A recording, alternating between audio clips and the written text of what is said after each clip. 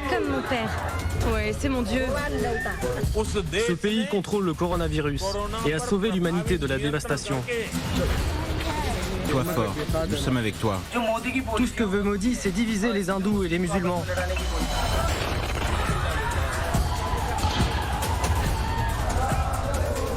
Si nous pouvons seulement convertir 3% de la population à nos valeurs, les faire écouter comme vous le faites aujourd'hui, nous pourrons changer le visage de ce pays. Nous croyons en la divinité de la vache. Quand un Indien boit régulièrement de l'urine de vache, il ne tombe jamais malade. Bonsoir et bienvenue dans Enquête exclusive qui vous emmène ce soir dans un pays continent, un pays d'1,3 milliard d'habitants, aussi fascinant qu'énigmatique. Il s'agit de l'Inde, longtemps surnommée la plus grande démocratie au monde, mais la façade aujourd'hui s'effrite sous l'impulsion du nouveau Premier ministre Narendra Modi. Élu en 2014, réélu en 2019, Narendra Modi n'a cessé de promouvoir le suprémacisme hindou. Son objectif, faire des 200 millions de musulmans de l'Inde, mais aussi des 25 millions de chrétiens, des citoyens de seconde zone. Il y arrive parfaitement, tant et si bien d'ailleurs que l'hindouisme, qui a été associé pendant longtemps à des valeurs de paix et de spiritualité, est aujourd'hui synonyme d'oppression et de violence. Dans cette Inde de Modi, il faut savoir qu'il y a des milices qui s'attaquent aux mangeurs de bœuf sous prétexte de protéger les vaches sacrées. Il y a aussi des cliniques où on fabrique des bébés soi-disant parfaits de race supposément pure. L'Inde de Modi, ou la tentation du chaos et du national-populisme, c'est un document signé Emmanuel Bojar et Ram Patel pour Enquête exclusive. En avril dernier, nous étions au cœur du chaos à New Delhi. Jour et nuit, les ambulances sillonnent la ville. La capitale est devenue un gigantesque bûcher. Partout, des corps sont incinérés. Ce crématorium fonctionne 24 heures sur 24, depuis 10 jours. On va le mettre ici. Raman Singh est étudiant et s'est porté volontaire. Depuis le début de la crise, il aide les familles les plus démunies. Il porte le bois qui va servir à brûler les corps et offre son soutien. Qui est mort? Votre mère? Non, c'est ma femme.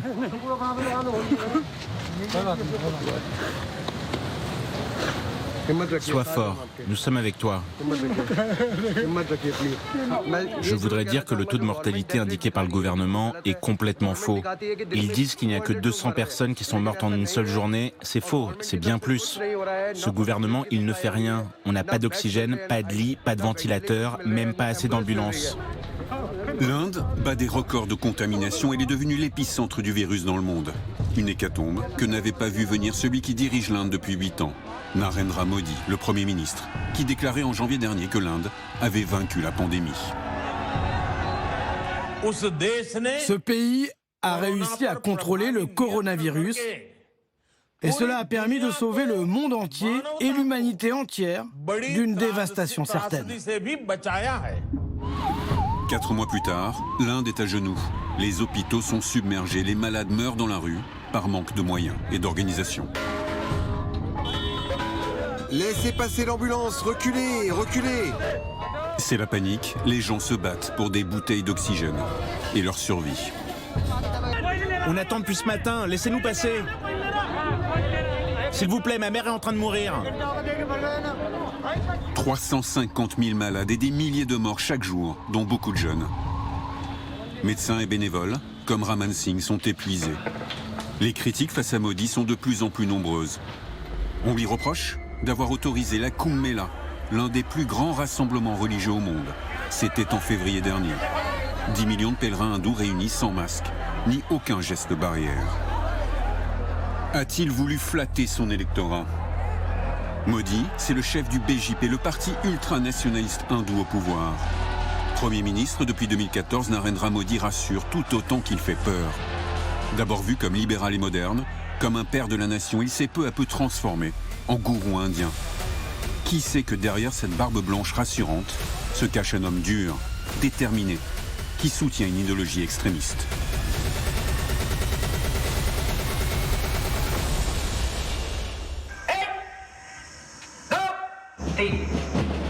C'est une Inde que vous ne connaissez pas, une Inde qui marche au pas. c'est celle qui a formé Narendra Modi. Les jeunesses hindouistes, une faction paramilitaire ultra secrète auquel nous avons eu accès. Un groupe pour former les futures élites du pays pour une Inde 100% hindoue. Avec Modi, ils ont conquis le pouvoir. Rien d'étonnant alors que dans cette Inde-là, la vache soit plus sacrée que jamais. Son gouvernement investit des millions dans des programmes de protection et d'études sur ses bienfaits pour l'homme. Un Indien qui boit de l'urine de vache ne tombera jamais malade. Il y a de l'or dedans. Les musulmans et les chrétiens, eux, considérés comme des tueurs de vaches, sont punis, lynchés par la foule. Les gens sont assoiffés de sang. Modi a mis du poison dans leur tête. Les voix contestataires sont muselées. Impossible de critiquer le gouvernement sans risquer d'être emprisonné. Les services secrets ont arrêté mon mari et l'ont emmené au tribunal. Depuis, il n'est pas revenu. Cet avocat défend des dizaines de cas comme celui-ci. Si vous n'êtes pas d'accord avec le gouvernement, il vous traite comme un terroriste. Modi est accusé d'exacerber les tensions et de diviser le pays. Fasciste, ultranationaliste, dictateur, l'homme politique fait peur à toute une partie de la population. Il voit les musulmans comme des ennemis. À un an des prochaines élections présidentielles, que reste-t-il de la plus grande démocratie du monde? Et de ce drapeau tricolore? Orange pour les hindous, vert pour les musulmans et blanc pour les autres religions, le rêve de Gandhi d'une nation unie est-il menacé?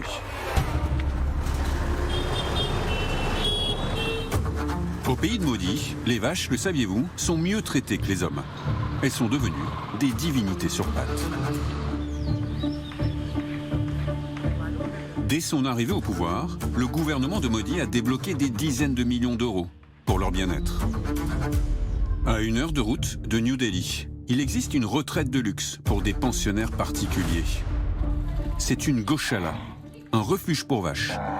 Il existe 5000 fermes comme celle-ci en Inde. Elles sont subventionnées par l'État et des dons privés.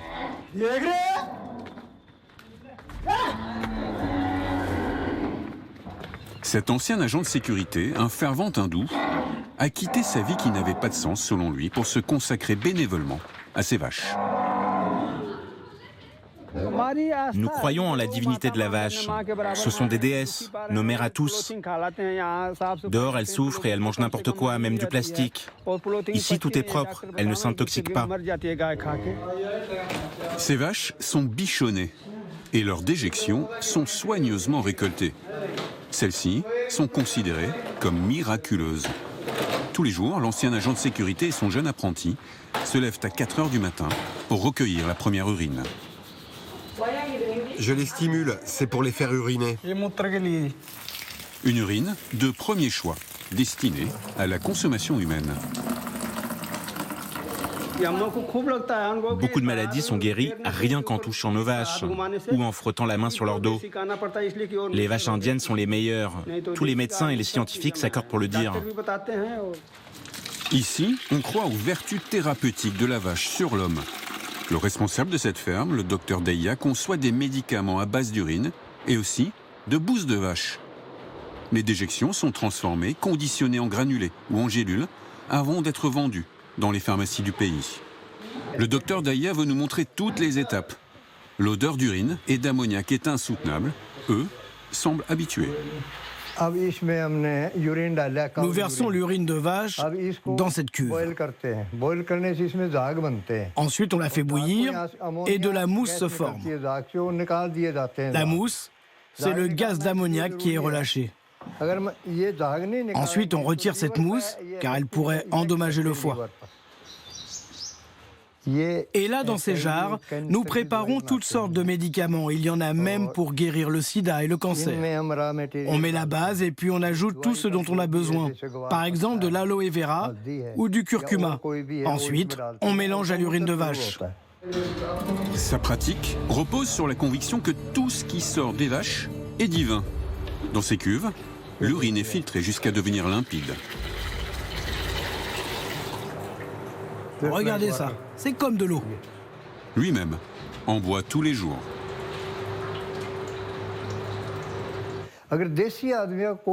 Quand un Indien boit régulièrement de l'urine et du lait, ou qu'il mange du beurre, il ne tombe jamais malade, jamais. De toute sa vie, il n'aura pas une seule maladie. Et c'est grâce à la présence d'or dans l'urine, mais aussi dans le lait de nos vaches. C'est essentiel pour nous autres, mais aussi pour l'univers entier. Vous êtes en train de dire qu'il y a de l'or dans l'urine? Oui, oui. Tout cela est prouvé par des analyses qui ont montré la présence d'or. Toutes ces croyances sont proclamées comme des vérités scientifiques. Regardez, c'est notre stock de médicaments. Des comprimés pour toutes sortes de maux. Le foie, la digestion, ou bien encore des sirops. Il en vend 3000 bouteilles par mois. Et ces derniers temps, les ventes ont explosé dans tout le pays. Des religieux hindous ont fait la promotion de l'urine de vache contre le coronavirus. Le coronavirus est une maladie bactérienne. Et cette urine de vache détruit toutes les bactéries. D'autres s'enduisent de bouse de vache pour les mêmes raisons. Les médecins indiens alertent sur les traitements alternatifs au coronavirus. Face à l'influence grandissante de ces apprentis sorciers, l'ordre des médecins indiens a dû intervenir. Les gens devraient comprendre qu'utiliser les excréments de vache ou toutes sortes de déjections animales peut au contraire augmenter les risques de maladies ou d'infections. Aujourd'hui, dans l'Inde de Modi, on boit l'urine des vaches, on peut se recouvrir de bouse et se laver avec son lait, mais on peut mourir d'en manger.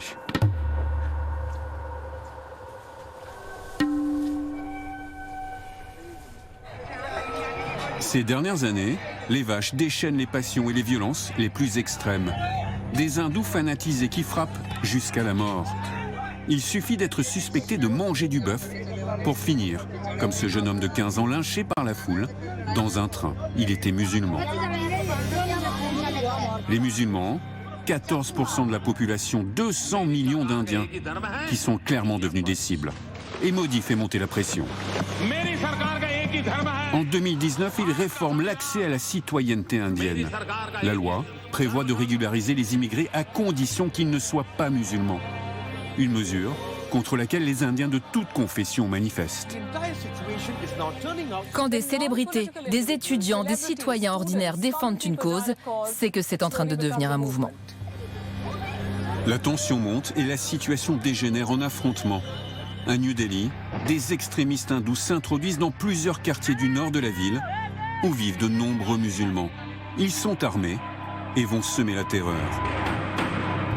Jets de pierre, tirs à balles réelles, les factions nationalistes visent uniquement les musulmans.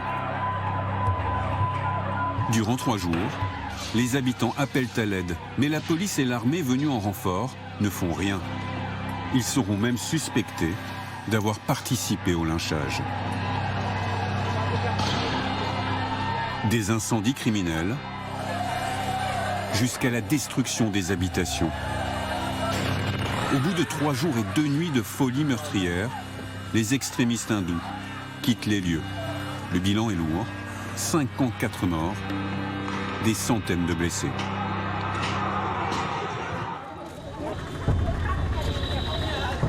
Le réveil est douloureux.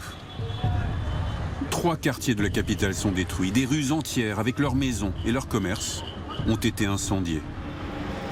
Des milliers de familles sont désormais sans toit. Parvez Alam vit ici. Il a dû se terrer chez un ami. Il est ambulancier. Et quand les émeutes ont éclaté, il était de service. Il a tout vu. C'est là que tout a débuté il y a 2 jours. La foule est arrivée de ce côté-là. C'était des extrémistes hindous. Ils venaient d'ailleurs. Ce quartier est habité par des familles, des musulmans qui n'ont rien à voir avec cette violence. Regardez, lui, il habite ici. Ils se sont attaqués à sa maison, ils ont brisé les vitres. Dans la foule, il y avait certaines personnes qui donnaient des instructions. Ils montraient les maisons qu'il fallait attaquer et celles qui ne devaient pas l'être. Ils ne ciblaient que celles qui appartenaient à des musulmans. Parvez est musulman. Il a grandi dans ce quartier tranquille. où toutes les communautés vivaient en harmonie. Et comme tout le monde ce matin, oh mon Dieu, ils découvrent les dégâts. Ça, c'était notre grande école publique. On m'a dit qu'elle a été attaquée par la foule. Ils y ont mis le feu.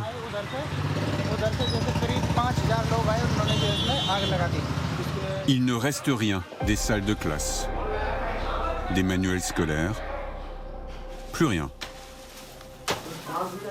800 élèves étaient scolarisés dans cette école publique. Cette maison appartient à un musulman. Les assaillants y ont mis le feu aussi. Tout a brûlé du bas jusqu'en haut. Regardez, il ne reste plus rien. C'est votre maison? Oui. Vous avez dû perdre toutes vos affaires. Oui, malheureusement. Il y a un climat de terreur aujourd'hui. Nous ne serons plus capables de vivre ici comme avant. Je vais tout vendre et quitter l'Inde. Et la police vous a protégé? Non, ils n'ont pas bougé. On avait peur de mourir et ils n'ont rien fait. Le comportement de la police est inimaginable, je ne comprends pas. Nous habitons ici depuis 14 ans et c'est la première fois qu'on voit ça. Ici, on vit avec les hindous. Il n'y a jamais eu de problème entre les communautés. Jamais on n'aurait pu penser qu'il y aurait de tels affrontements un jour. Que nous devrions partir, nous enfuir de nos propres maisons.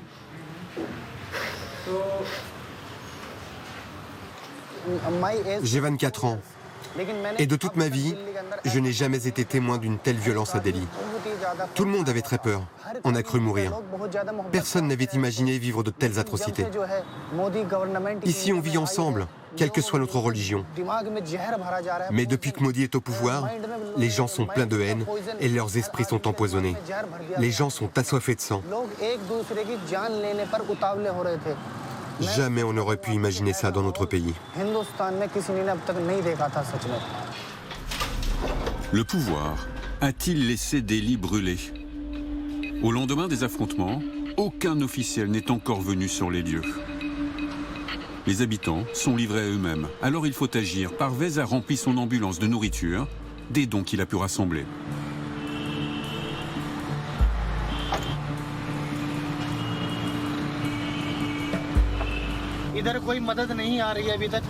Les victimes n'ont reçu aucune aide des pouvoirs publics, ni de la part des autorités de la ville, ni du gouvernement. C'est pour ça que nous avons décidé d'apporter de l'aide aux gens.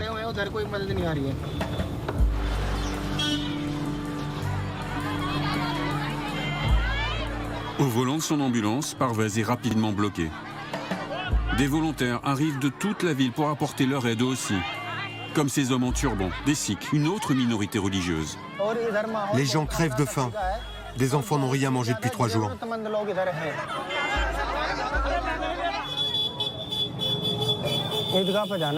Faut que tu t'arrêtes, c'est bloqué. Il y a une procession. Tu ne peux pas aller là-bas. Des cortèges accompagnent les corps des victimes, en silence. 54 habitants ont été tués. Parvez connaît les proches de cette victime. Cette personne a été assassinée pendant les attaques. Ils ont incendié sa maison et ils l'ont abattu. Il a été tué d'une balle dans la tête, là, entre les 2 yeux, à bout portant. Face à l'absence des autorités, les habitants se sont mobilisés. En un jour, ce camp s'est organisé, un camp de réfugiés en plein cœur de la capitale indienne.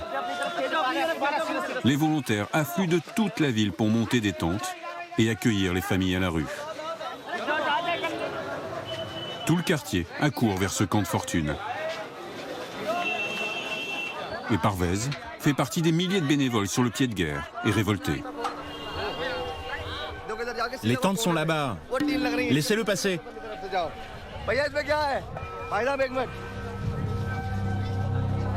Des tentes, de la nourriture, des petites mains, mais aussi des médecins pour aider les nombreux blessés. Et une question sur toutes les lèvres, pourquoi la police n'a rien fait pour empêcher ce massacre?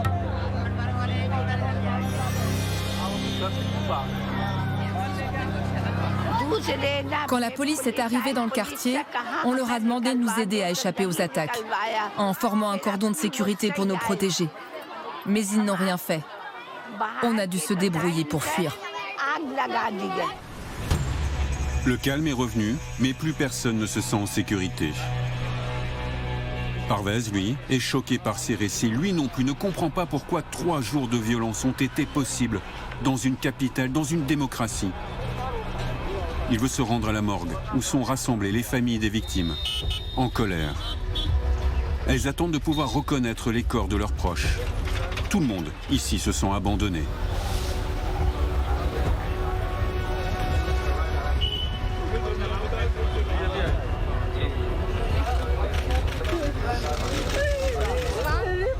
Arrêtez de tuer nos enfants!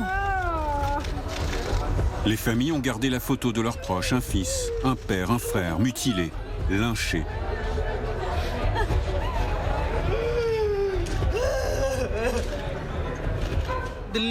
Si seulement la police de Delhi avait agi et était intervenue au bon moment, ce pogrom n'aurait pas eu lieu à Delhi.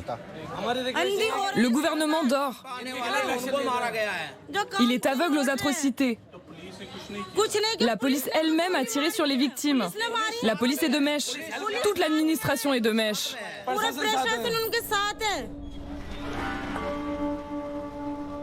La police a-t-elle laissé faire? Le gouvernement aurait-il pu arrêter ces violences? Narendra Modi a attendu 2 jours avant de réagir par un simple tweet. Un appel à la paix et à l'harmonie sans condamner les assaillants. Cette histoire en rappelle une autre en 2002. Des pogroms anti-musulmans orchestrés là encore par des extrémistes hindous. La police est accusée de passivité, voire de complicité. 3 jours de destruction et de meurtre. Le bilan est terrible. 2000 morts. Tout cela dans un État dirigé alors par Narendra Modi. Et là encore, il ne réagit pas et sa responsabilité est mise en cause, mais sa carrière politique n'est en rien affectée. Qui est vraiment Narendra Modi? Celui qui ne jure que par la constitution indienne? Ou l'allié des hindous extrémistes? Jamais Modi ne se laisse aller à des propos diffamatoires ou provocateurs. Pour comprendre ce à quoi il croit, il faut remonter son parcours et il commence au sein d'un groupe paramilitaire radical. Le RSS, une organisation patriotique pour les jeunes hindous de 3 à 15 ans. Narendra Modi y est entré à l'âge de 8 ans. Et c'est ici que la plupart des membres du parti au pouvoir, le BJP, ont fait leur classe.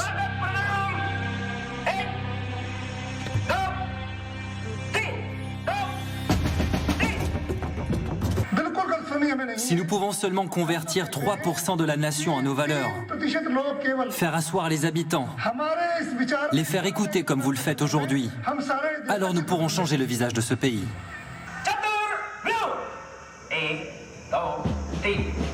Habillés de kaki, ces élèves doivent suivre une discipline des plus strictes. Au programme, levée de drapeau safran, la couleur de l'hindouisme, et apprentissage des techniques de combat.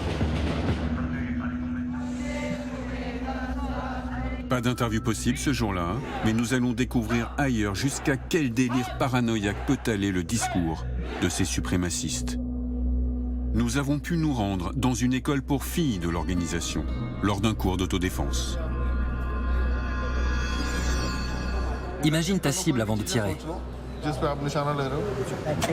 Les membres de cette école vont nous raconter leur combat pour une Inde sans musulmans, des ennemis qu'ils ne prennent même pas la peine de nommer. Dans notre Inde, je souhaite qu'il n'y ait que des gens qui partagent les valeurs hindoues. Ceux qui sont patriotes aiment leur pays. Nous voyons bien que tous les pays qui sont musulmans ne tolèrent pas d'autres religions. Regardez-les agir dans leur pays, Afghanistan, Syrie, Liban. C'est pourquoi nous devons nous préparer à nous défendre nous-mêmes, pour ne dépendre de personne et ne pas avoir à vivre ce genre de problème. Et c'est pour ça que vous entraînez ces filles? Oui, car je veux que si un jour on en arrive là, qu'elles se battent pour notre nation. Ces jeunes filles appartiennent à la classe moyenne indienne. Elles viennent ici faire leur éducation de bonnes hindous avant d'être mariées. Un membre de l'organisation est venu faire une conférence. Son discours est délirant, mais c'est ce qu'elles entendent tous les jours. Ils essaient de réduire le nombre d'hindous dans ce pays. Dites-moi si c'est bien ou pas pour une fille hindoue de se marier avec un musulman ou un chrétien. C'est mal. Un musulman est capable de tout. Selon les lois de sa religion, il peut découper sa femme et la manger. Ils sont autorisés à faire ça. Est-ce que notre religion est comme ça? Non. Non, car notre religion, c'est la meilleure. Notre religion est la plus grande. Le mouvement RSS est né dans les années 20. Il s'inspire des organisations d'extrême droite, dont le parti nazi allemand. Dans ses livres parus dans les années 60, l'idéologue de l'organisation Gol Walkar fait des références élogieuses à l'Allemagne nazie. L'assassin de Gandhi, en 1948, était issu du RSS. Après sa formation dans ce groupe patriotique, Narendra Modi rejoint le BJP, le parti ultranationaliste au pouvoir depuis 2014. Est-il aux commandes pour appliquer l'idéologie suprémaciste prônée par cette organisation? Nous sommes allés rencontrer l'un des plus fidèles soutiens du Premier ministre. Il s'appelle Shiladitya Dev et il est député et membre du BJP.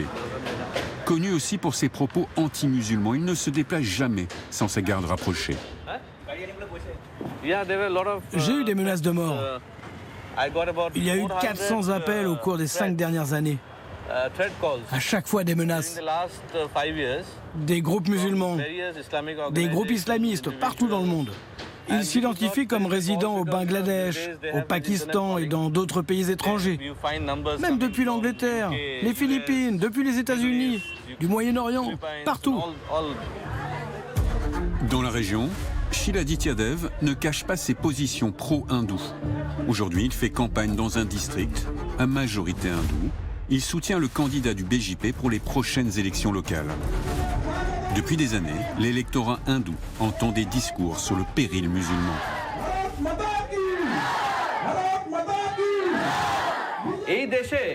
Dans ce pays, nous avions 80% d'hindous. Aujourd'hui, nous avons été réduits à 70%. Nous nous dirigeons maintenant vers une minorité. Nos droits sont bafoués, les terres de nos temples sont saisies. La terre de nos ancêtres nous est enlevée, nos femmes ne se sentent pas en sécurité. Jouer sur la peur. Ce jour-là, le discours est adapté à son public, uniquement des femmes qui ont été convoquées pour entendre leurs députés. Le pays tout entier est en danger. La communauté hindoue est en danger. Si l'opposition revient au pouvoir, toute la communauté hindoue aura de nouveau des problèmes. Ils ont déjà divisé ce pays sur la base de la religion. Et ils vont continuer à le détruire.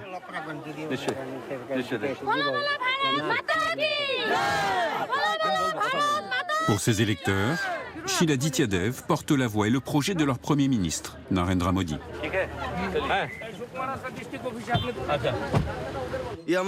Oui, nous le disons. Nous voulons une Inde pour les seuls hindous. Parce que nous sommes tous des Indiens. J'aime Modi, il est comme mon père. Il est notre Dieu. Oui, Modiji, c'est mon Dieu. Shiladitya Dev a rejoint les rangs du BJP il y a 30 ans, avec pour idole et modèle Narendra Modi. Les gens qui travaillent avec moi disent « Modi est votre idole ». C'est vrai. En 2015, il était Premier ministre, il est venu ici et je l'ai accompagné dans beaucoup de meetings. Je l'ai escorté en quelque sorte. À la fin de la journée, il m'a serré très fort. Il a mis sa main là, sur mon visage, comme ça. Et c'était comme si je sentais sa main de fer. J'étais dans la main du Premier ministre du pays pendant quelques minutes. Et c'est comme si le temps s'était arrêté. Shiladitya Dev a lui aussi intégré les rangs de l'organisation patriotique dans sa jeunesse. C'est là qu'il s'est formé, comme Modi. Puis, il a rejoint le BJP. Là, c'était quand j'étais dans la section jeunesse du BJP. Nous avons organisé une grève de la faim à Delhi pour protester contre l'immigration illégale du Bangladesh. C'est une menace pour la culture indienne, notre culture, notre terre, nos droits politiques. Et la religion, bien sûr. Parce que les Bangladais sont des islamistes. Ils viennent ici, ils pratiquent l'islam, ils convertissent les gens qui sont ici, qui pratiquent l'hindouisme, et ça devient un vrai problème. Cette peur de la perte de l'identité hindoue, c'est l'obsession des nationalistes. Lutter contre l'immigration ne suffit pas, il faut reconquérir des territoires et les peupler de bons hindous, patriotes et religieux. Et pour cela, il leur faut créer une race pure. Dans l'état du Gujarat, dirigé pendant 13 ans par Narendra Modi, ce centre aux allures de club de vacances, financé par la branche santé du mouvement RSS, attire des familles pour une bien étrange promesse: mettre au monde des êtres parfaits et supérieurs. Dans ces huttes, des couples viennent concevoir leur futur prodige. Le docteur Narwani est celle qui a théorisé, mis au point un programme qui mélange religion, régime alimentaire et endoctrinement. Après s'être purifié le corps et les vaisseaux sanguins, nous allons passer au processus qui va vous permettre d'élever votre âme, de la rendre belle et assainir ainsi votre corps. Elle a monté ce centre il y a 15 ans. Peu importe si la méthode marche, c'est le discours qui plaît. Concevoir un parfait petit hindou. Aujourd'hui, c'est au tour de Sony, 25 ans, et de Rajesh, 27 ans. La cérémonie est organisée par une prêtresse hindoue. Les dates de leur séjour ont été planifiées par un astrologue. Ils vont rester ici 7 jours pour concevoir leur enfant. Nous devons prier pour cela tous les jours.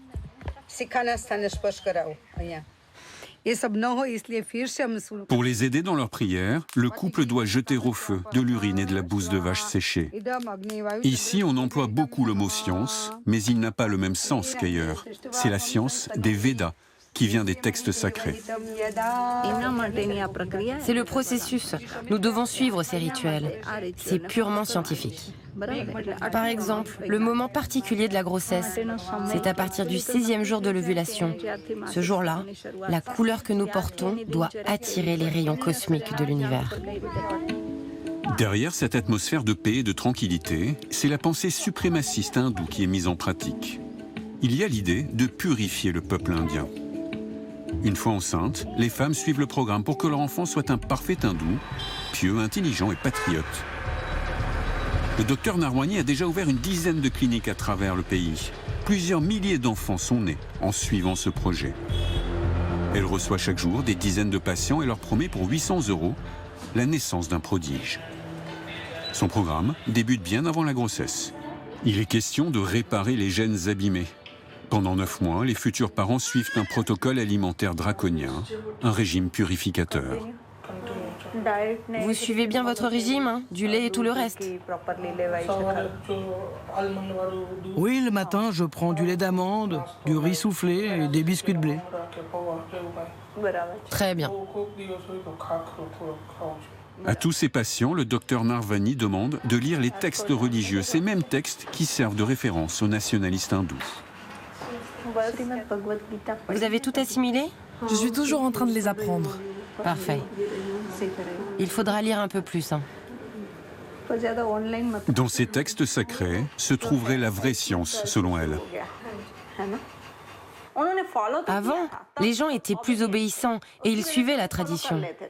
Aujourd'hui, ils sont obsédés par la logique et la science. Et ils questionnent nos croyances. Lutter contre la logique, il s'agit bien d'un lavage de cerveau, mais dans quel but? Une fois sa mission accomplie, le docteur Narwani conseille aux parents de mettre leurs enfants dans des écoles adaptées. Des écoles financées par le fameux RSS, l'organisation paramilitaire. Il en existe 2500 aujourd'hui. Nous nous sommes rendus dans l'une d'entre elles. Tous les parents suivent le programme et ils vont nous raconter à quel point il fonctionne pour obtenir des enfants parfaits. J'ai 2 enfants. Une fille, elle a 8 ans. À l'époque, je n'étais pas ici et je n'ai rien fait de spécial. Mais cet enfant-là, c'est un garçon. Et j'ai suivi la préparation. Et maintenant, je peux voir la différence entre les deux. Ma fille est insupportable, alors que lui est très paisible et très intelligent. Que deviennent ensuite ces charmants bambins? Ils suivent les cours de la directrice, elle aussi une fervente patriote, et qui va nous montrer 7 cartes qui résument le but de tous ces efforts, revenir à l'Inde ancestrale idéale, réunifiés et 100% hindous. Avant, le Bangladesh, la Birmanie, le Sri Lanka, le Pakistan, l'Afghanistan, tout cela faisait partie de l'Inde, qu'on appelle aussi Bharat. Puis lentement, elle s'est divisée en plus petites régions, puis différents pays ont été créés. Nous essayons de faire en sorte que ces régions soient à nouveau réunies et qu'elles redeviennent hindoues.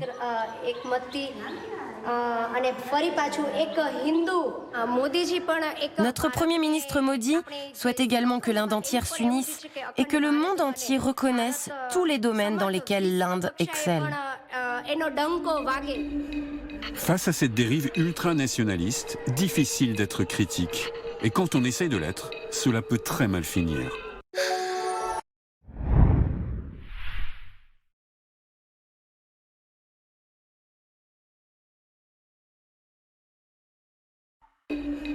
Face à cette dérive ultranationaliste, difficile d'être critique. Et quand on essaye de l'être, cela peut très mal finir. C'est ce qui est arrivé à l'auteur de ces photographies. Son projet, faire porter des têtes de vache à des femmes et raconter qu'en Inde, la vie d'une femme vaut moins que celle d'une vache. Une façon de dénoncer la dérive sectaire du gouvernement symbolisée par cette sacralisation des vaches. Les photos de Sujatra Ghosh font scandale. Il est invité sur les plateaux télé pour en parler. Dites-nous, pourquoi ces photos ? J'ai commencé ce projet en réaction au contexte politique. Je dénonce ce qui arrive au nom de la protection des vaches. Des gens qui sont lynchés, qui sont tués. Et vous ne craignez pas les attaques des nationalistes et de l'extrême droite ? Non, je n'ai jamais eu peur de ces groupes, car je me dis que ce que je fais est juste. Et quand vous faites quelque chose de juste, vous n'avez pas à avoir peur. Pourtant, quelques mois plus tard, harcelé et menacé de mort, Sujatra Ghosh doit quitter l'Inde. Il vit aujourd'hui en Allemagne, à Berlin. Nous l'avons retrouvé. Sujatra Ghosh est aujourd'hui un réfugié politique. Il habite dans ce petit appartement loin de sa famille, resté à Calcutta. À cause de ses photos, il est accusé de véhiculer un sentiment anti-patriotique. Il est devenu un traître.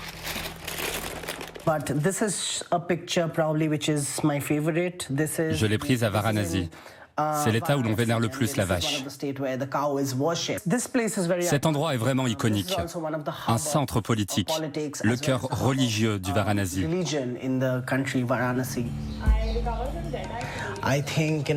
Je veux raconter que dans mon pays, les vaches sont plus importantes que les femmes. Parce que vous savez, par exemple, qu'en Inde, il y a un viol toutes les 15 minutes. Et quasiment aucune condamnation. À la suite de ce travail, les menaces se sont intensifiées, jusqu'à devenir invivables pour le jeune photographe. Il craint aujourd'hui pour la vie de sa famille et celle de ses amis. À Calcutta, il y a eu une vague d'idéologues hindous qui ont tout changé. J'ai grandi dans cette ville. Avant, ce n'était pas comme ça. J'avais des amis de tous les horizons. Les choses ont commencé à devenir plus compliquées et il y a eu un moment où des gens ont commencé à me suivre à la maison.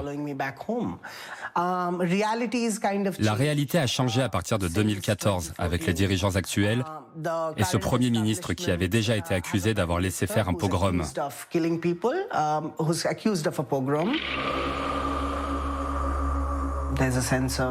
Aujourd'hui, les artistes ont peur face au gouvernement. La peur, c'est celle de finir dans une prison du pays pour une durée indéterminée. Depuis un an, pas une semaine ne s'écoule sans l'annonce d'une personne arrêtée, activiste réputé ou simple citoyen. C'est ce qui est arrivé dans cette famille de New Delhi. Hani Babu, professeur d'anglais à la faculté de New Delhi, a été incarcéré 6 mois plus tôt. Sa femme et sa fille ne l'ont pas revu depuis. L'universitaire est arrêté après une conférence. Ardent défenseur des droits de l'homme, il soutenait depuis quelques semaines des militants injustement emprisonnés selon lui. Il est aussi musulman. Et là, c'est quoi? Là, il est conduit au tribunal. Ce sont les services secrets qui l'emmènent. C'est un ami à lui qui a filmé. Il est avocat. Je ne peux pas croire que c'est arrivé. Parfois, je me demande si c'est la réalité, tellement la situation est incompréhensible. Les services secrets indiens perquisitionnent le domicile familial sous les yeux de Jenny et de sa fille Farzana, 15 ans. Il y avait une vingtaine de policiers dans la maison et pour ne pas que l'on contacte quelqu'un de l'extérieur, ils nous ont confisqué nos téléphones. Quand j'ai voulu aller dans la salle de bain, ils m'ont suivi. Ils ont pris mon téléphone, celui de ma fille, et ils ont fouillé toute la maison. Ils filmaient les livres sur les étagères, ils voulaient voir ce que nous lisions, nous, un couple d'universitaires, comme si c'était un crime de lire des livres. Ils ont pris son ordinateur, ils ont pris des documents concernant un autre professeur qui avait été arrêté. Mon mari le soutenait au nom des droits de l'homme. Ils ont tout pris et nous ont gardés comme ça pendant 6 heures. Et pendant 50 jours, elles sont restées sans nouvelles, jusqu'à cette première lettre. Ma très chère Jenny et ma petite chérie, après vous avoir écrit des centaines de fois dans ma tête, me voici enfin capable de vous écrire sur un papier. Je suis dans une cellule isolée avec un toilette. Je n'ai pas le droit de sortir en dehors de ma cellule. Je vais bien et je m'en veux de vous avoir mis dans cette situation.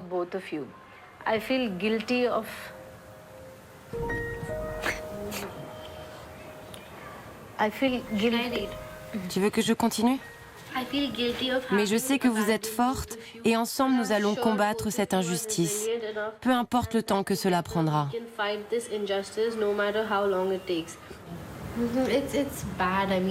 C'est vraiment horrible. Ils arrêtent n'importe qui avec des accusations sans fondement, sans preuve. C'est terrible. Le gouvernement accuse l'universitaire de terrorisme, de complot marxiste et d'avoir organisé des émeutes 6 ans plus tôt dans une ville où il n'est pourtant jamais allé. Farzana a fait une dépression. Jenny, enseignante elle aussi à l'université, a abandonné son travail pour s'occuper de sa fille et organiser la défense de son mari. Après 6 mois d'attente, elles ont enfin eu l'autorisation de le voir. Ce matin, elles partent pour Bombay, au sud du pays, là où il est emprisonné. On a fait quelques courses. Ma fille a voulu lui acheter un masque pour dormir parce qu'il n'éteignent jamais la lumière dans les cellules. C'est allumé 24 heures sur 24. Ils ne sont jamais dans l'obscurité. Elles vont prendre le train, la solution la plus économique. 16 heures de trajet.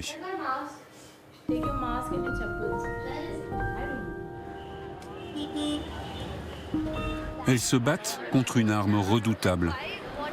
Une loi antiterroriste qui permet d'incarcérer n'importe qui sans mandat d'arrêt. C'est ce train-là ? Cette loi est devenue l'arme de Modi pour faire taire les critiques et les voix dissidentes.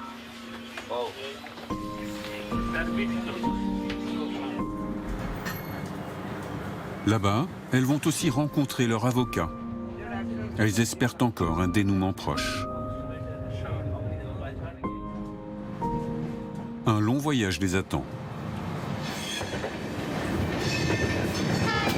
Après 1 jour et une nuit de trajet, Jenny et Farzana arrivent à destination à Bombay, la mégalopole de 20 millions d'habitants.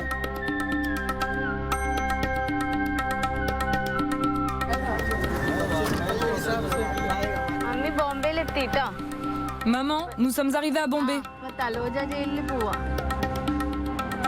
Dans moins d'1 heure, elles seront devant la prison. J'espère que nous allons pouvoir le voir ensemble, toutes les deux. Oui, j'espère qu'on y arrivera. Une seule visite est autorisée. Elles sont 2. Jenny a laissé la priorité à sa fille. Elles vont tout faire pour le voir toutes les 2. Les activistes et intellectuels détenus depuis 2017 ont été placés dans cette prison des environs de Bombay.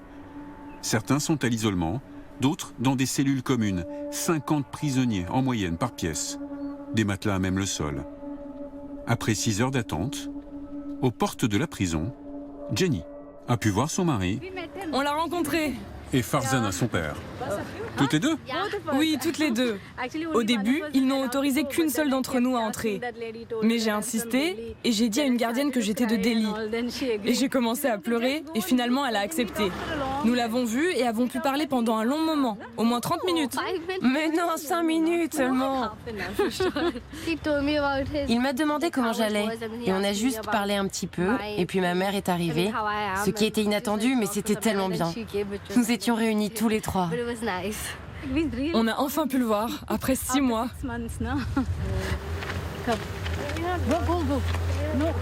Elles ne savent pas quand elles pourront le revoir et combien de temps il devra encore rester dans cette prison.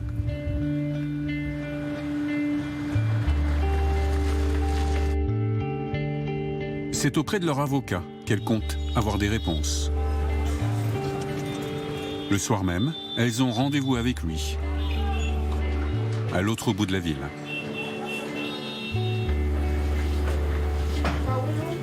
Bonjour. On a réussi à le voir, oui. C'est lui qu'elles sont venues voir, Maître Hughes. Il représente d'autres familles. Toutes ont vu un de leurs proches arrêté subitement et incarcéré sous le coup de la loi antiterroriste. Des activistes, comme de simples professeurs d'école. Difficile de contrer cette redoutable arme d'État. Il n'est pas très optimiste. Le cas de Babou est l'un des exemples les plus extrêmes que j'ai vus jusqu'à présent. Une fausse implication dans une affaire de terrorisme. Je n'ai pas le moindre doute que le cas ait été totalement fabriqué. C'est une fausse affaire de terrorisme qui pourrait avoir de graves conséquences sur le prisonnier, mais aussi sur sa famille. La loi antiterroriste permet de garder les gens en prison. Des gens qui ne sont pas d'accord avec le gouvernement et que le gouvernement choisit donc de qualifier comme terroristes. Et vous avez beaucoup de cas comme celui-ci? Oui, un grand nombre. Malheureusement, un très grand nombre. Qu'il s'agisse d'un homme politique, d'un activiste ou d'un enseignant, cela n'a pas d'importance. Tout le monde peut être concerné. Le gouvernement s'en prend systématiquement aux personnes qui ne sont pas d'accord avec lui.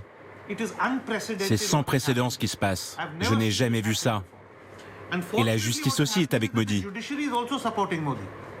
Et vous avez l'espoir qu'il sera bientôt libre? Non, malheureusement non. Pourquoi? C'est la nature de la loi antiterroriste. Vous restez en prison pour un temps indéterminé, jusqu'à ce que le procès soit terminé. C'est le principe de cette loi. Il va rester longtemps en prison. Il n'y a pas beaucoup d'espoir. Il en a pour combien de temps, vous pensez? Peut-être 6 ans, 8 ans, 10 ans. 14 ans peut-être. Les deux femmes repartent pour Delhi, épuisées et impuissantes. Jusqu'où peut aller la folie nationaliste des extrémistes hindous? Encore plus loin. Nous sommes allés tout au bout de l'Inde, dans un État qui est en train de mener une expérience unique au monde, en Assam, un État rural et frontalier du Bangladesh. 2 millions d'Indiens se sont vus retirer leur nationalité. Ils sont devenus apatrides. Ici, les hommes de Modi ont réussi un tour de force, légaliser le processus d'exclusion des musulmans. Tout a commencé il y a 3 ans. L'État lance une grande campagne de recensement. Les habitants doivent prouver qu'ils sont arrivés en Inde avant 1971, année où des millions de réfugiés affluent en provenance du Bangladesh, en pleine guerre civile. Officiellement, le but est de lutter contre l'immigration illégale. Mais chacun y voit la volonté des nationalistes hindous de s'en prendre aux minorités religieuses. C'est à ce moment-là que la vie d'Ashbahar Ali a basculé. Du jour au lendemain, il est déclaré immigrant illégal présumé. Je suis né ici. Je suis un fils de cette terre. Si j'étais étranger, j'aurais quitté cet endroit depuis bien longtemps.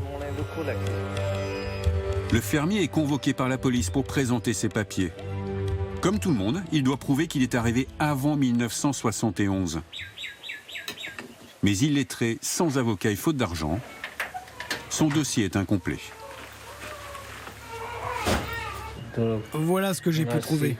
Mes documents, une carte d'identité, le titre de propriété de ma maison, ma carte d'électeur, tout est là. Sans avoir pu se défendre, il est arrêté un matin à son domicile et incarcéré. Au moment même où on nous a mis en prison, nous sommes tous devenus des moins que rien. Et moi, quelle était ma faute? Pourquoi m'a-t-on mis derrière les barreaux? Pour le faire libérer et payer les frais d'avocat, sa femme vend leurs terres et leur bétail. Mais cela ne suffit pas. Ali reste en prison. Après 2 ans d'attente, criblée par les dettes et désormais sans revenus, sa femme se suicide. Ce qui m'est arrivé lui a ôté la vie. Elle a mis fin à ses jours pendant mon incarcération. On n'avait plus rien. Et l'angoisse a fini par l'amener à mettre fin à ses jours. Il est libéré au bout de 2 ans. Il vit aujourd'hui avec son fils, sa belle-fille et ses petits-enfants, avec la peur de les perdre à tout moment s'il ne parvient pas à rétablir sa nationalité. Car il est encore considéré comme un étranger en situation illégale. Et il n'est pas le seul. 1000 Indiens ont déjà été emprisonnés pour cette raison, et bientôt beaucoup d'autres. Le gouvernement a publié une liste.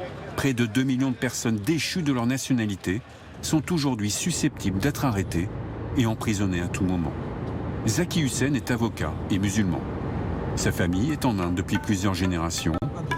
Certains de ses cousins et oncles ont perdu leur citoyenneté. Révolté, il aide gratuitement ceux qui sont devenus de fait des apatrides. Des gens ont reçu des avis négatifs sans aucune raison valable. Certaines personnes sont devenues apatrides et ont été incarcérées dans un camp. D'autres sont toujours en attente d'une réponse de la justice.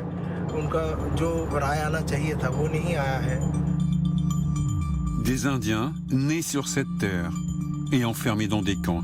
C'est la solution qu'a trouvée le gouvernement de l'Assam. Je cherche le centre de détention. C'est par là. 10 camps de détention sont en ce moment en construction. Là maintenant, il va falloir tourner à droite pour aller au camp. L'un d'eux est presque achevé. Zaki Hussain nous y conduit pour nous montrer ce que le gouvernement a planifié.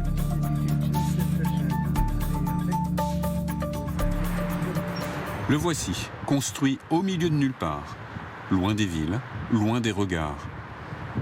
Impossible d'obtenir une autorisation de filmer et des informations officielles. Alors nous allons profiter du jour de congé des ouvriers pour y pénétrer. Un contremaître est présent ce jour-là. Zaki Hussain se présente en tant qu'avocat et l'homme va lui dire ce qu'il sait. Ici, c'est donc un centre de détention. Vous savez combien de personnes vont être ici? Je ne connais pas le nombre exact. Je pense 3000 à peu près. Et là-bas devant, il y aura l'école. Ils sont même en train de construire une école? Oui. Une école pour les enfants des détenus. Une information importante pour l'avocat qui vient confirmer ses craintes. Ces camps pourraient accueillir des familles entières dans des conditions carcérales. Le gardien lui montre les salles où les détenus dormiront. J'imagine que nous allons voir les dortoirs. Je suppose qu'il n'y a pas de cloison au milieu. Non, non, je ne pense pas. Ces pièces pourront accueillir combien de personnes? Une 50aine, il me semble. Ma première impression après avoir vu cet endroit, c'est que j'ai peur maintenant.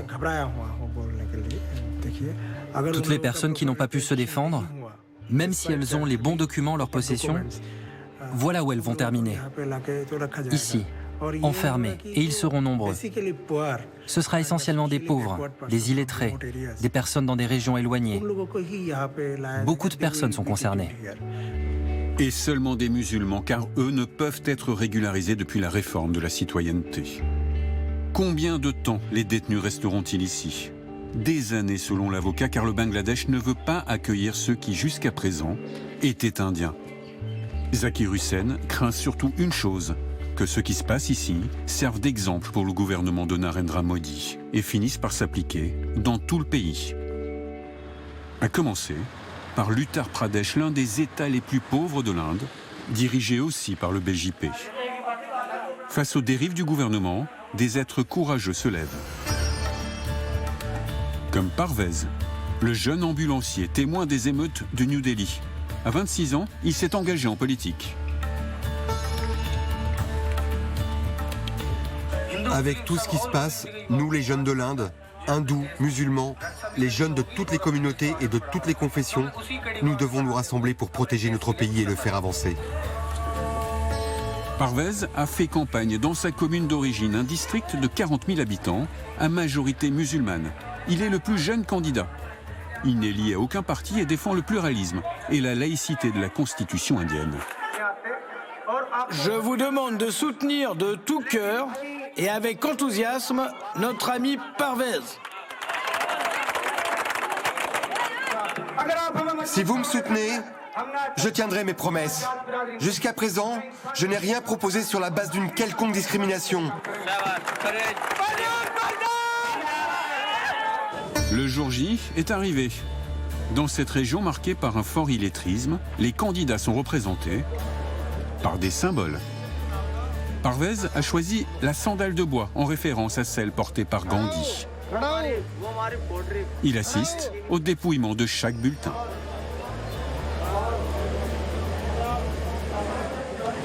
Pour la liste de la sandale en bois, 2200 voix. Oui, 2200 pour la sandale en bois. Parvez vient d'être élu et il a du mal à cacher son émotion. Tout un symbole dans un pays encore largement dominé par le parti ultranationaliste. Malgré l'emprise, malgré la pression, le fanatisme, des avocats, des artistes, des opposants, des jeunes se battent pour la démocratie. Malgré les risques, ils sont de plus en plus nombreux à appeler à la désobéissance et à se mobiliser.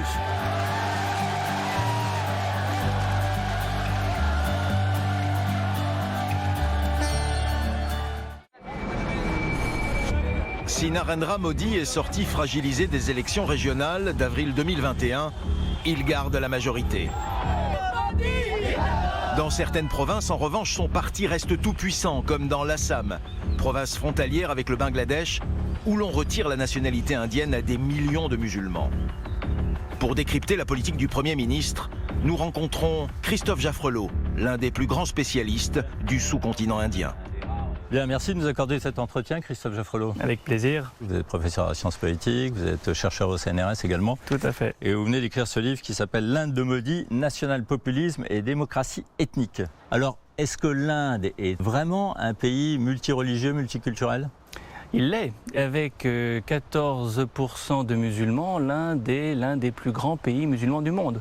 Et même les chrétiens, avec leur petit pourcentage, 2%, pèsent considérablement, ne serait-ce que parce que l'éducation, l'université, est un des endroits où ils exercent le plus. Les Sikhs, moins de 2% aussi, mais combien important, notamment dans l'armée. Et il faudrait ajouter les bouddhistes. Toutes ces communautés ont cohabité d'une manière relativement harmonieuse. Au 19e, au 20e siècle, sous l'occupation britannique aussi. C'est là où ça commence à se gâter, entre guillemets, et où on voit une politisation des identités religieuses qui va se traduire par la partition de 1947, lorsque le Pakistan sera créé par les musulmans qui veulent un État séparé. Oui, c'est-à-dire un des premiers actes fondateurs de l'Inde indépendante, c'est d'accepter que les musulmans créent deux pays, l'un à l'est et l'autre à l'ouest, les deux Pakistans, dont l'un va devenir à l'ouest le Bangladesh par la suite. Et l'idée, c'était quand même de mettre tous les musulmans du sous-continent indien dans ces deux pays.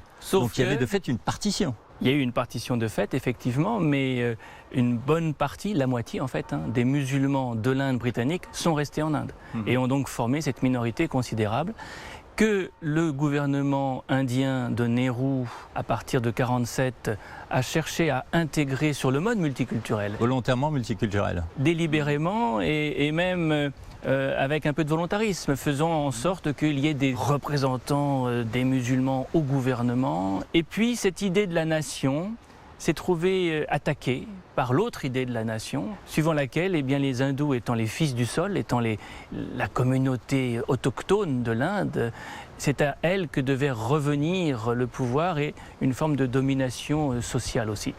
tout ça a été sous-jacent pendant toute l'histoire politique indienne depuis un siècle. Et qu'est-ce qui a fait ressurgir tout ça ? Il y a un facteur extérieur qui est la montée de l'islamisme, la montée des groupes djihadistes. 89, c'est la fin de la guerre en Afghanistan. Les groupes djihadistes se reportent sur le Cachemire. On voit des infiltrations beaucoup plus nombreuses. C'est la naissance d'Al-Qaïda. Al-Qaïda est né en 87, effectivement, et on le voit commencer à agir au niveau régional. Et cette montée en puissance de groupes djihadistes va culminer avec les attentats de 2008 à Bombay. Une série effrayante de 10 attaques terroristes met alors Bombay à feu et à sang pendant 4 jours. Du jamais vu jusque-là. Le célèbre palace Taj Mahal est assiégé par des terroristes pakistanais. Des étrangers sont même pris en otage. Bilan, près de 200 morts. L'attentat de Bombay est sans doute un traumatisme qui explique une forme d'accélération de l'histoire. Et puis il y a des facteurs intérieurs. Les conflits de castes, la montée des basses castes à partir des années 80 justement, va être pour les hautes castes vécue comme une menace. Et elles vont chercher une protection. Et le nazisme hindou, c'est une bonne protection parce qu'il dit « oubliez la caste, pensez que vous êtes d'abord un hindou et que votre ennemi, c'est pas l'homme de haute caste, c'est le musulman ». S'appuyant sur une politique ultranationaliste, Narendra Modi remporte contre toute attente la majorité absolue au Parlement en 2014. 5 ans plus tard, il est réélu. Il apparaît alors comme un leader charismatique, un nationaliste à poigne. Et comment il l'a construit tout ça ? À travers les médias, sans doute ? Il y a toutes sortes de facteurs. Le mythe de la vache, dont on parle dans ce documentaire. Voilà. Et puis les fameux RSS. C'est ça. Alors, vous avez dans l'ordre le socle du mouvement nationaliste très ancien qui remonte aux années 20 et qui est déjà ramifié à l'échelle du territoire. Et qui est le parti BJP aujourd'hui. Et le RSS a créé un parti politique qui est le BJP. D'accord. Donc les RSS, ils datent de quand ces mouvements ? 1925, on est toujours dans les années 20. C'est le mouvement qui va essayer de muscler les hindous tant au moral qu'au physique, avec des séances tous les matins avant que le soleil ne se lève, tous les soirs après qu'il ne se couche, des petits groupes au niveau du village, au niveau du quartier de la ville, pour apprendre son histoire, pour connaître son histoire, pour connaître l'histoire de l'âge d'or. Et Modi vient du RSS ? Il est un produit du RSS. Il a adhéré à l'âge de 7 ans au RSS. Dans un État où les tensions sont évidemment vives, traditionnellement, c'est le Gujarat. Le Gujarat qui est frontalier du Pakistan, il ne faut jamais l'oublier, donc qui vit un peu dans la hantise d'une invasion comme il y en a eu en 65 d'ailleurs. Il avait 15 ans à ce moment-là, Modi. Il a fait toutes ses classes au RSS. Il est devenu un organisateur avant d'être un homme politique. Et issu du peuple, issu de basse caste. Voilà, alors ça c'est un de ses atouts majeurs pour le BJP. Il vient de la plèbe. Il est véritablement celui qui fait sortir le nationalisme hindou de son caractère groupusculaire. Ça devient un mouvement de masse. D'où votre expression de national-populisme. Il mise sur le nationalisme, mais aussi sur le populisme. Les élections de 2014 sont des élections où on voit Modi partout. Oui, parce qu'il a des hologrammes qui représentent Modi à travers le pays. Mais pas que. Il va utiliser aussi la radio d'une manière extraordinairement astucieuse, parce qu'il sait que dans les villages, on n'a pas la télévision. Mais d'ailleurs, devenu l'objet d'un véritable culte. Il se met en scène dans des pèlerinages, etc. Et il mise là-dessus, quoi. Et ça marche. Il joue là-dessus. Modi reste pour tout le monde celui qui a cassé les codes, qui a changé le langage de la politique. Et puis les actions. Les actions, ça peut être le fameux pogrom de 2002, quand il est à la tête du gouvernement du Gujarat et 2000 musulmans meurent. Et il ne s'est jamais excusé.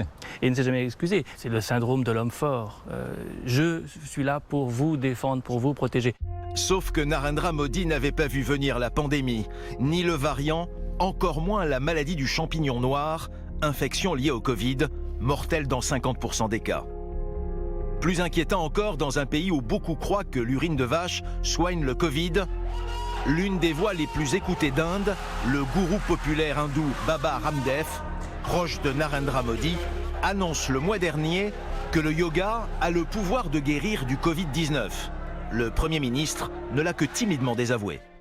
Et quelle peut être l'attitude des grandes puissances, et notamment de la France ? Les grandes puissances occidentales ont tendance à considérer l'Inde comme le contrepoids à la Chine. Et du coup, on passe à l'Inde beaucoup de ces errements en termes notamment de défense des droits de l'homme. On est moins sévère à l'égard de l'Inde qu'on l'est à l'égard de la Russie ou de la Turquie. Qu'on y voit encore une démocratie. C'est une des premières raisons pour lesquelles on ne fait pas de remontrance à l'Inde. Mais l'autre raison, c'est évidemment les contrats. Parce que les contrats d'armement, mais pas seulement. Les centrales nucléaires. Centrales nucléaires, oui. Ça vaut pour la France, mais ça vaut pour de très nombreux pays. Oui, et puis parce qu'on garde aussi une image un peu naïve, virginale de l'Inde. Le soft power indien, il est là. Ouais. Il est dans cette culture tellement souriante, colorée. La fraternité safran. Alors, le problème, c'est que justement, si ça n'est que pour ceux qui sont habillés en safran, ça veut dire que tous ceux qui ont une autre couleur en sont exclus. Moi-même, en tant que journaliste, par exemple, je n'ai pas eu de visa journalistique pour aller en Inde, parce qu'il se trouve qu'il y a quelque temps, j'ai été au Pakistan et que j'ai traité de la question du Cachemire. C'est difficile de rapporter hors de l'Inde ce que l'on est venu y décrire, y analyser en tant qu'homme de presse. Imaginez qu'Amnesty International a dû cesser son activité en Inde. Amnesty International. Et là, si on se tait, eh bien, il peut se passer bien des choses dont personne ne se fera jamais l'écho. En 2020, 4 journalistes liés à l'opposition ont été tués en Inde. Le tournant nationaliste pris par le pays ne risque pas de s'essouffler. Sans réelle opposition face à lui, les prochaines élections législatives de 2024 pourraient de nouveau consacrer Narendra Modi. Merci encore d'avoir été avec nous. Merci à vous. Cette émission a été préparée avec Nathalie Hérault, réalisation au plateau Éric Boringer, rédaction en chef d'Enquête exclusive Jean-Marie Tricot et Bertrand Deveau, production Anne Konézil. Bonne soirée sur M6.